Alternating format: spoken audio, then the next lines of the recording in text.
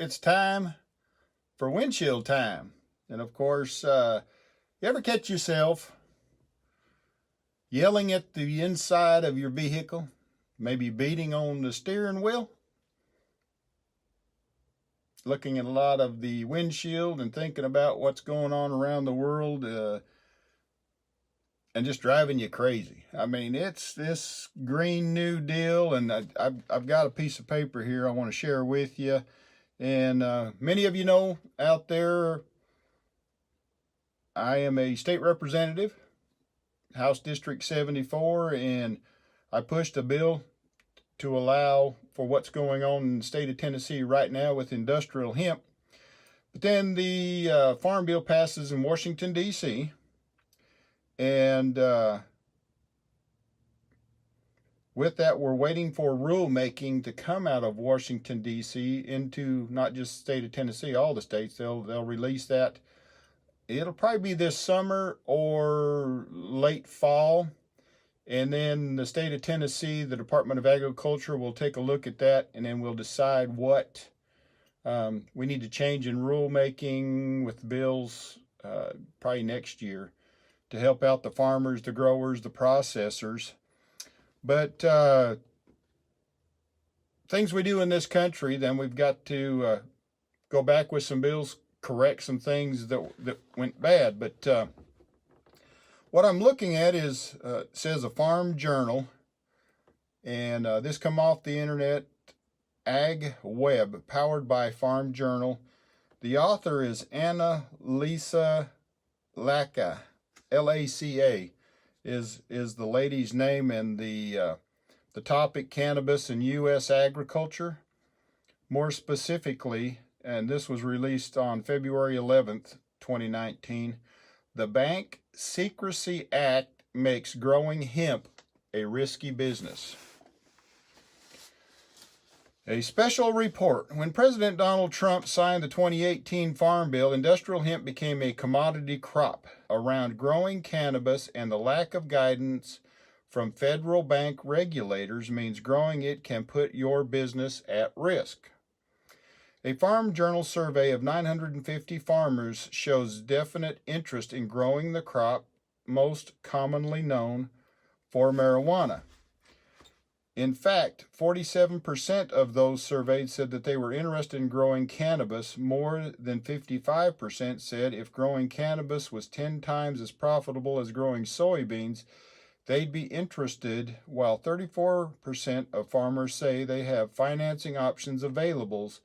Bankers caution it's not that easy.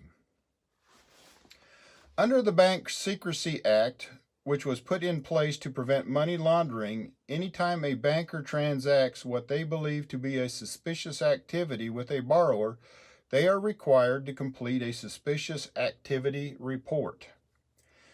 It's still unclear whether or not growing hemp falls under the Bank Secrecy Act, says Kurt Covington, Executive Vice President and Chief Credit Officer at Farmer Mac.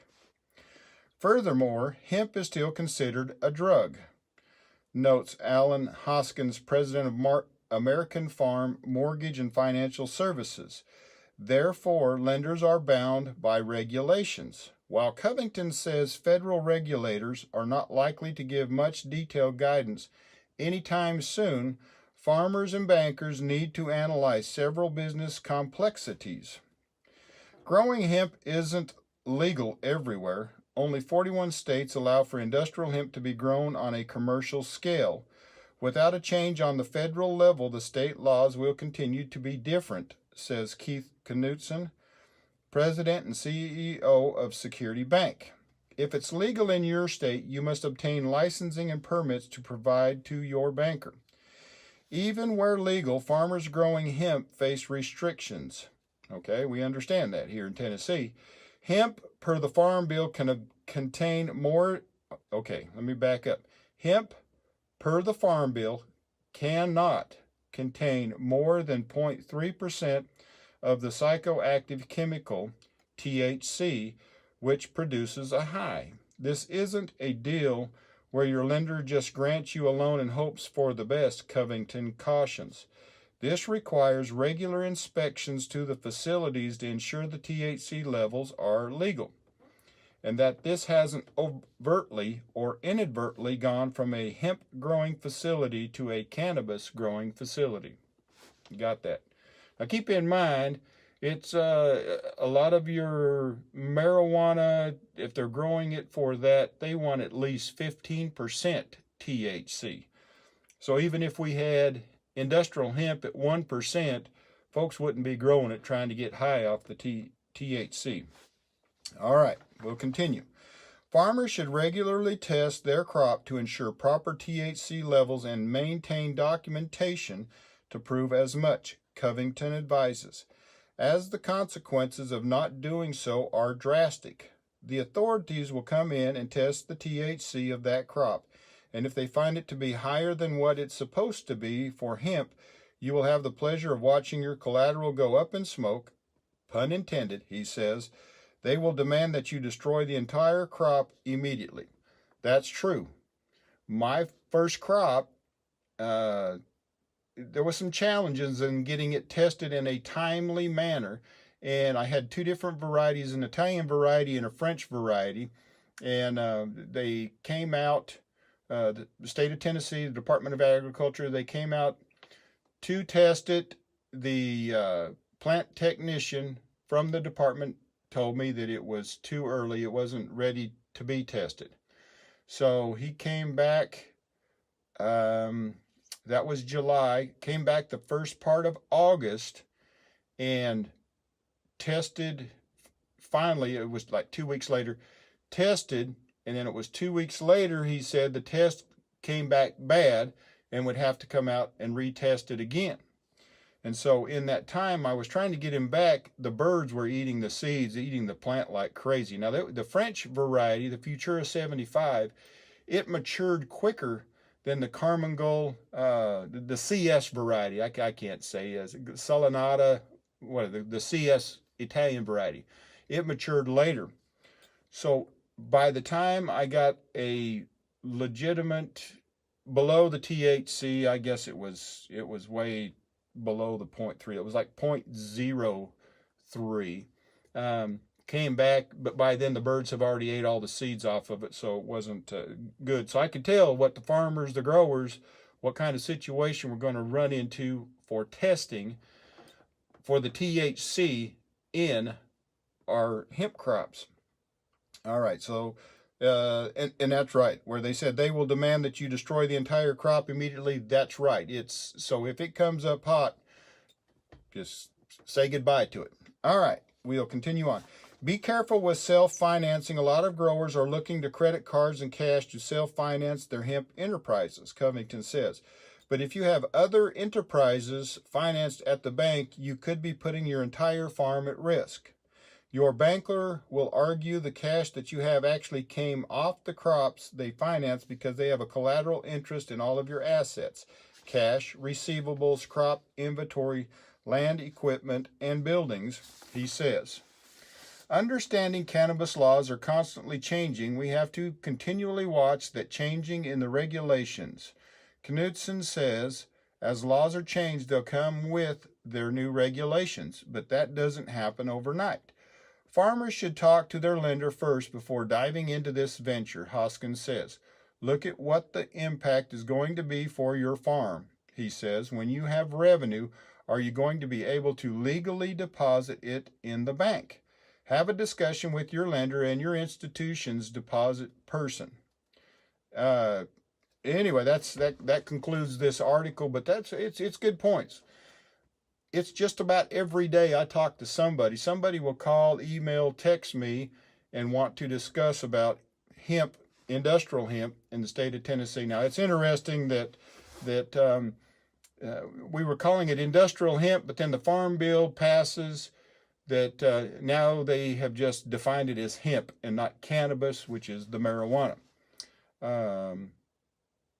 A Farm Journal special report, here's a side note, reveals farmers and producers' attitudes about cannabis and gauges their interest in growing cannabis as a commercial crop for medical use, recreational use, industrial hemp, and in an animal feed.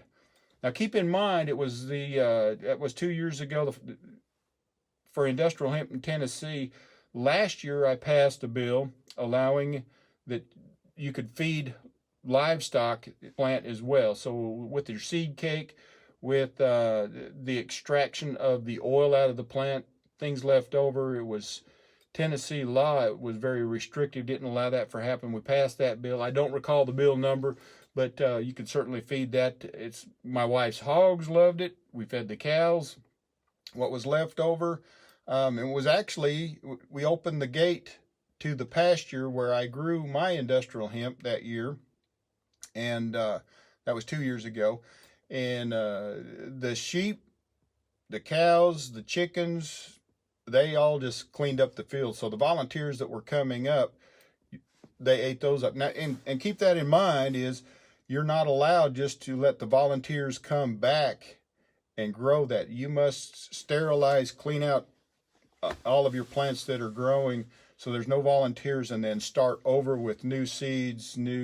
A lot of folks are going with cloning and clone plants, virginized clone plants, trying to get away from anything that will reproduce. And really, if you're going after the CBD product line hemp, you're going to want just the females, and that's where your seed head, that's where you're going to get it all. You don't get it off of the males. And it's been interesting growing industrial hemp, and it's the male plant matures earlier, and you can definitely tell the difference between a male and a female plant. But anyway, there's a lot of crazy things going on in our country, in our state. You just got to educate yourself on what's going on as far as state law, federal law. Like I said at the start of the video, we are waiting on the federal government to hand down through rulemaking from the Farm Bill what we have to abide by federally through growing hemp, and then with that the state will release that. But I'm sure it'll be late fall or come springtime this time next year before we'll have a grasp on the changes that will be made by the Department of Agriculture here in the state of Tennessee. Certainly click on that subscribe button, and let's keep up to date. I did a earlier hemp bill when it was the Candy Crush situation going on Murfreesboro last year, and it's absolutely legal to have CBD products that are made from hemp, which gives that below 0.3%. And you can test for it even after a product is manufactured. There's ways to do that. So we will continue this conversation. Like, share, subscribe, and I look forward to our next conversation about hemp in Tennessee.